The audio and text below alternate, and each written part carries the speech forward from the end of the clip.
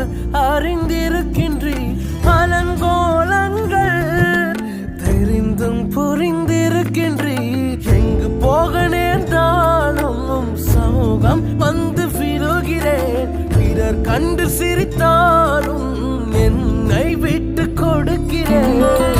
யாரும் அறியாமல் பக்கங்களை பார்க்கிறீர். அகத்தில் விழும் காயங்கள் அத்தனையும் மாற்றுவீர். நான் திறக்கும் கதவுகள் எல்லாம் சில நேரம் அடைத்தாலும், கோபத்தால் பகைத்தாலும் இயேசு நீர் இருக்கிறீர்.